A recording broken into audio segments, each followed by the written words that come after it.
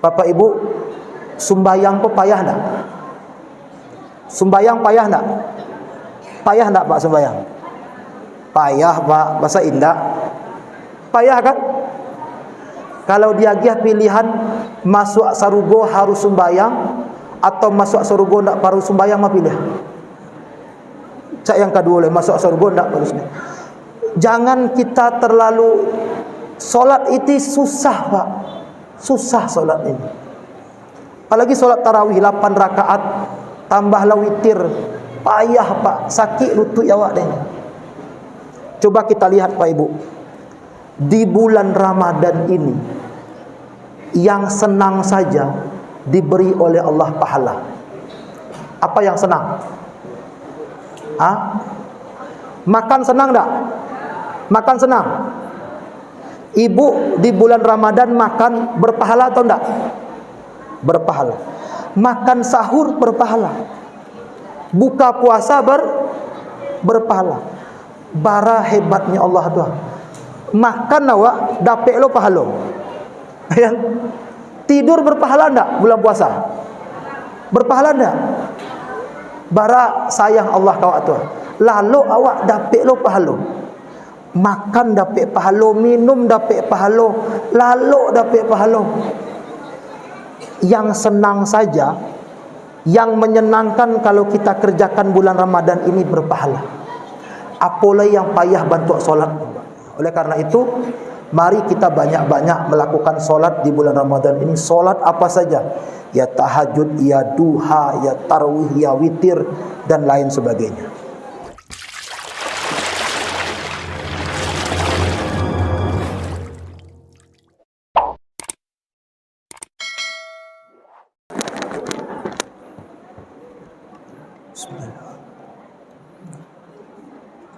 Assalamualaikum warahmatullahi wabarakatuh.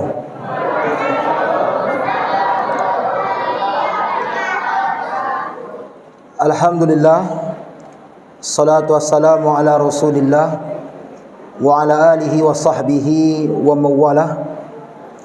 Wa qul ja'al haqqu wa zahaqal batil innal batila kana zahuqa. La yatakallamuna illa man adhina lahur rahman wa qala shawaba. Bapak Ibu sidang jamaah Majelis Ilmu Tarawih yang dirahmati Allah, anak-anak pesantren Ramadan yang sama-sama kita banggakan, alhamdulillah kita masih diberikan nikmat kesehatan dan nikmat keimanan sehingga kita bisa melaksanakan ibadah solat Isya yang nanti kita akan lanjutkan dengan tarawih. Alhamdulillah juga malam ini masjid kita kedatangan tamu. Ini dari Suluh Channel. Suluh Channel ini sebuah YouTube yang menampilkan dai-dai kondang kecuali saya. Ya. Namanya Suluh Channel. Jadi jangan lupa Bapak Ibu nonton, like and subscribe. Bapak Ibu, malam ini saya diberikan amanah oleh pengurus untuk berbicara tentang solat berjamaah. Solat berjamaah. Kita lihat dulu, kita pelajari dulu apa itu solat.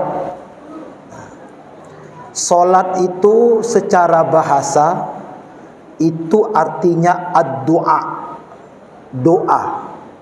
Jadi solat itu Bapak Ibu dalam bahasanya maknanya doa. Secara istilah dalam syariat solat itu sama-sama kita ketahui pekerjaan yang dimulai dengan takbir, diakhiri dengan salam. Di antara takbir dan salam itu semua isinya doa dan pujian. Makanya solat itu secara bahasa disebut dengan doa. Doa itu lawan dari kata perintah. Kalau perintah itu permintaan dari atas ke bawah. Kalau doa permintaan dari bawah ke atas. Itu kita dudukkan dulu. Jadi salat itu doa. Permintaan dari bawah ke atas. Kita lihat sekarang. Bersabar adik-adik, jangan ada yang meribut, nanti mengganggu ini kita. Kekhusuan Bapak Ibu kita mendengar. Bersabar Bapak Ibu mendengar saya, ini penjelasannya tidak sederhana. Saya kasih contoh. Suatu hari si A sakit keras. Dia pergi berobat ke rumah sakit M. Jamil. Apa kata orang M. Jamil?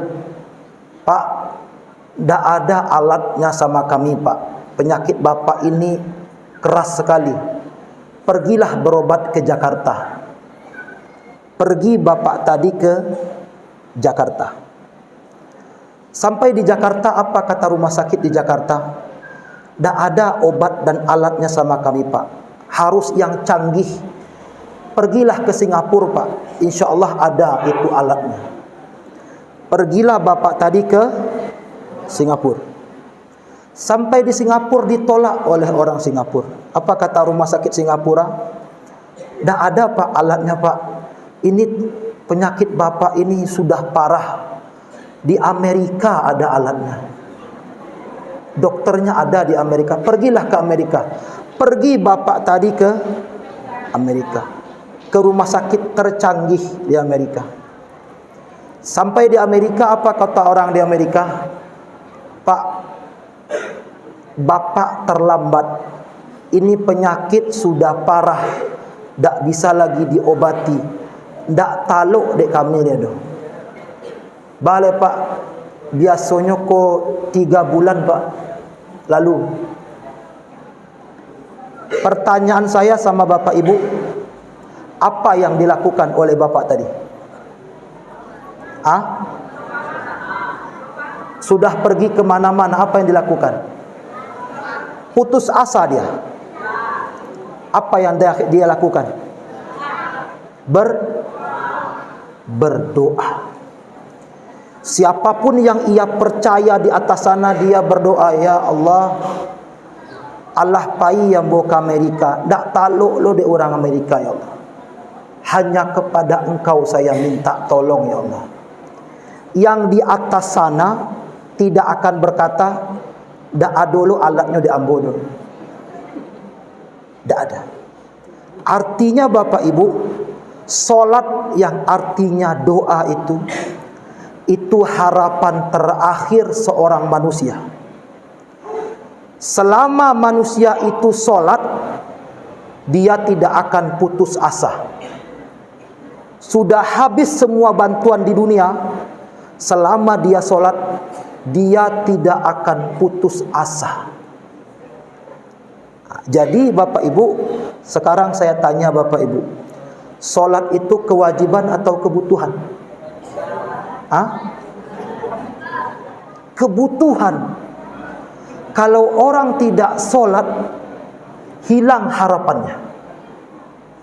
Solat itu harapan terakhir orang.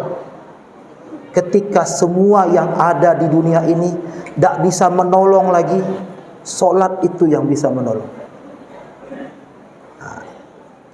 Bapak Ibu yang dirahmati Allah, itu makna etimologi dan epistemologi dari solat.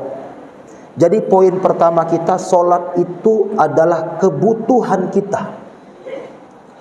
Oleh karena itu, ada seorang sahabat itu masuk Islam. Apa katanya pada Nabi? Nabi, saya ingin masuk Islam tapi saya tidak mau zakat. Apa jawab Nabi? Ya, tidak apa-apa. Yang penting masuk Islam dulu. Saya tidak mau puasa. Apa kata Nabi? Ya, tidak apa-apa. Yang penting masuk Islam dulu. Yang ketiga ini, saya tidak mau sholat. Apa kata Nabi? Dengar ya Pak Bu, cek Nabi, tidak baik sebuah agama yang tidak ada sholatnya. Itu Karena sholat itu tiang agama. Saya sebagai seorang dosen dan peneliti, saya sudah pergi kemana-mana. Saya sudah pergi ke Papua, ke Sulawesi, ke Kalimantan. Banyak desa-desa yang saya lalui. Saya pernah bertemu dengan desa yang tidak ada pasarnya. Saya pernah bertemu dengan desa yang tidak ada kantor desanya. Tetapi entah kok apa ibu tetapi sepanjang perjalanan saya tidak pernah bertemu dengan desa yang tidak ada tempat sholatnya. Karena sholat itu penting. Oleh karena itu tidak ada agama yang tidak ada sholatnya. Semua agama itu ada sholatnya. Kenapa? Karena sholat itu harapan manusia kepada Allah. Nah itu, Bapak Ibu yang dirahmati Allah. Dan solat kita ini ada nilainya. Banyak faktor yang mempengaruhi nilai solat kita. Nah, ini yang mau tanya lo Pak Ibu lihat. Ma yang lebih khusyuk, orang solat tengah hari atau tengah malam? Mana yang lebih khusyuk? Di tengah hari di pasar yang berisik atau tengah malam di tempat yang lengang? Mana yang lebih khusyuk? Malam. Berarti waktu mempengaruhi nilai solat. Ingat ya, waktu mempengaruhi nilai solat. Yang kedua, mana yang lebih khusyuk? Orang solat di Mekah atau solat di Masjid Hijriah? Bagi yang orang pengalaman pernah pergi ke Mekah, di Mekah khusyuk sekali solatnya. Allah pulang ke Indonesia, tiba di Masjid Hijriah, Allah kurang khusyuk. Tempat mempengaruhi nilai solat. Allah barat tuh. Tadi apa pertama? Waktu. Yang kedua, tempat. Sekarang saya tanya lagi. Ada 3 orang. Yang satu solat di Masjid Nabawi di Madinah, yang satu solat di Masjidil Haram di Makkah, yang satu solat di Masjid Hijriah Citeba. Mana yang lebih banyak pahalanya? Mekah. Oke. Ada Nabi bersabda, yang solat di Madinah dan Mekah itu 80.000 kali lebih banyak daripada solat biasa. Oke. Mekah dan Madinah, yang solat di Masjid Hijriah ini sedikit pahalanya. Saya lanjutkan. Yang solat di Madinah itu seorang artis yang sering menampakkan auratnya, dapat duit dia. Dari menampakkan aurat dia dapat duit. Jalan-jalan ke Turki, singgah di Madinah, solat sebentar. Itu satu tuh. Yang solat di Mekah, pejabat, uang dari hasil korupsi untuk pencitraan, dia pergi ke Mekah sebentar, solat, difoto Mekah, solat. Yang solat di Masjid Hijriah, seorang nenek-nenek karena miskin, tidak sempat pergi ke Mekah karena tidak ada uang, solat di Masjid Hijriah dengan niat yang tulus, tidak pernah melihat Ka'bah karena tidak ada uang. Apalagi sekarang haji itu sudah 50 juta. Mana yang lebih besar pahalanya? Nenek-nenek tadi. Artinya Bapak Ibu, waktu mempengaruhi nilai solat. Tadi kita katakan tempat mempengaruhi nilai solat. Ada yang satu lagi yang kita lupa, yang mempengaruhi nilai solat. Apa itu? Niat. Niat mengalahkan tempat dan waktu. Dimanapun dia solat, kapanpun dia solat, kalau niatnya tulus, pahalanya tinggi. Tapi lagi sembahyang di muka Ka'bah, Kalau niat pencitraan, apalagi kini zaman pemilu kok Pak, ya. Walian bana sembahyang di muka Ka'bah tu supaya dipilih ada orang. Walaupun dia solat di depan Ka'bah, kalau niatnya tidak tulus, rendah nilai. Jadi waktu mempengaruhi nilai solat, tempat mempengaruhi nilai solat, tapi ada yang lebih penting. Apa itu? Niat. Nah, bisa dipahami Bapak Ibu? Oke. Poin terakhir dari ceramah kita masuk solat seorang diri dengan solat bersama-sama itu mempengaruhi nilai solat. Bagi Bapak Ibu yang sering ikut kajian saya di masjid ini tiap Jumat, ya, dalam solat kita membaca iyyaka na'budu wa iyyaka nasta'in. Kita lihat, kita solat, ya Allah, hanya kepadamu kami menyembah dan hanya kepadamu kami minta tolong. Di situ ada kata kami, bukan aku, bukan saya, bukan aku. Berarti secara tersirat bacaan solat kita menyuruh kita solat bersama-sama. Saya akan terangkan sekarang. Ba'a kok lebih rancak solat basamo sampado solat surah. Bapak Ibu, Abu tanya ke ibu-ibu lah. Bapak-bapak boleh jawab.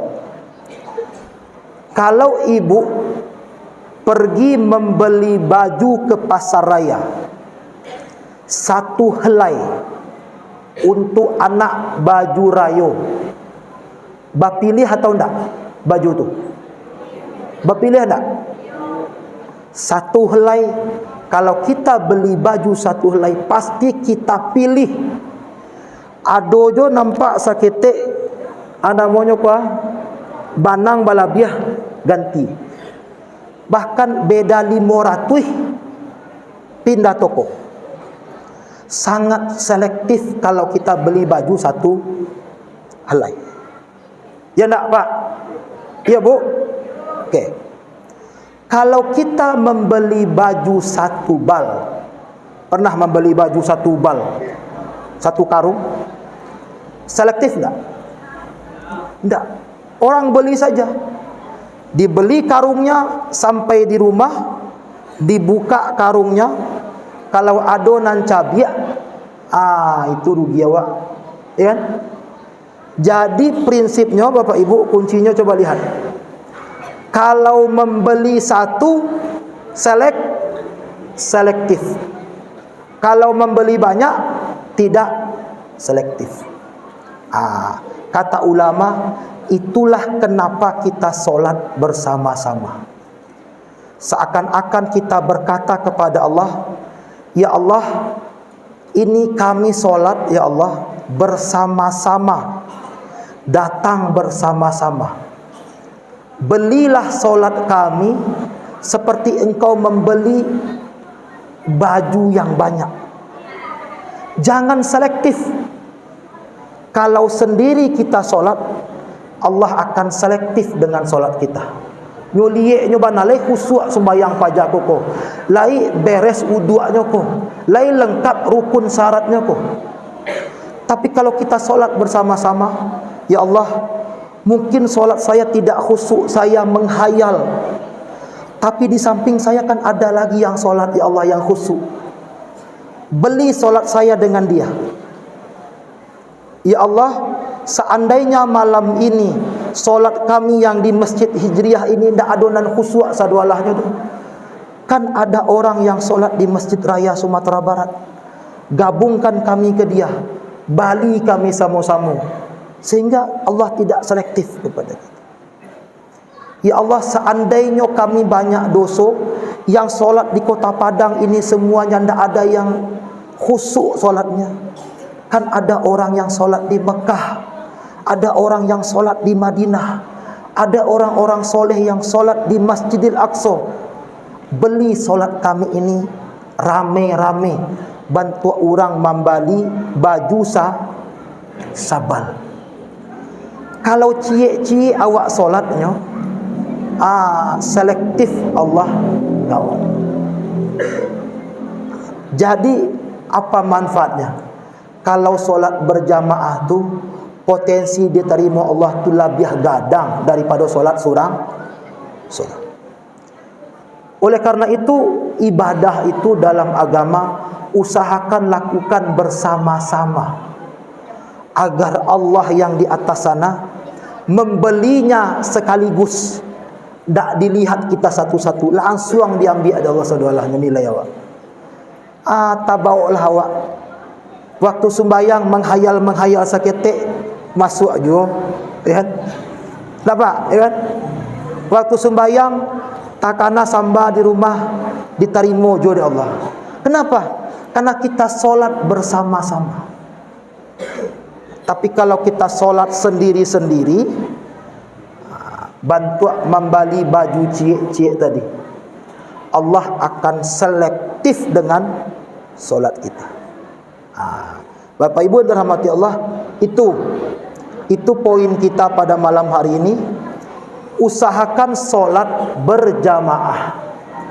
Di samping nilainya lebih banyak daripada solat sendiri, Allah akan lebih mudah menerimanya. Seperti orang yang membali baju banyak, tak selektif. Tapi kalau surang-surang awak sembahyang, percayalah Allah akan selektif dengan solat kita. Jadi kalau Bapak Ibu ingin sembahyang capek diterima Allah, lakukan bersama. Bapak Ibu dirahmati Allah, ini saja, ya. Terakhir saya berpesan, di bulan Ramadan ini mari kita lakukan kebaikan, walaupun kebaikan itu remeh. Bapak Ibu, sembahyang kok payah enggak? Sembahyang payah enggak? Payah enggak Pak sembahyang? Payah Pak, bahasa indah. Payah kan? Kalau dia pilihan masuk sarugo harus sembahyang atau masuk sarugo enggak perlu sembahyang, mah pilih. Cak yang kedua le, masuk sarugo enggak perlu sembahyang. Jangan kita terlalu, solat itu susah Pak. Susah solat ini. Apalagi solat tarawih 8 rakaat tambahlah witir, payah Pak, sakit lutut awak deh. Coba kita lihat Pak Ibu, di bulan Ramadan ini yang senang saja diberi oleh Allah pahala. Apa yang senang? Makan senang tak? Makan senang. Ibu di bulan Ramadan makan berpahala atau enggak? Berpahala. Makan sahur berpahala. Buka puasa berpahala. Bara hebatnya Allah tuh. Makan awak dapat lo pahala. Ya. Tidur berpahala enggak bulan puasa? Berpahala enggak? Bara sayang Allah kawak tuh. Lalu awak dapat lo pahala. Makan dapat pahala, minum dapat pahala, lalu dapat pahala. Yang senang saja, yang menyenangkan kalau kita kerjakan bulan Ramadan ini berpahala. Apalagi yang payah bantu solat. Bisa dimengerti itu bahu? Yang senang saja makan, minum, lalu dapat pahala. Apalagi yang payah bantu solat. Oleh karena itu, mari kita banyak-banyak melakukan solat di bulan Ramadan ini. Solat apa saja, ya tahajud, ya duha, ya tarawih, ya witir, dan lain sebagainya. Ini saja, semoga bermanfaat. Aku qouli hadza ala minkum. Assalamualaikum warahmatullahi wabarakatuh.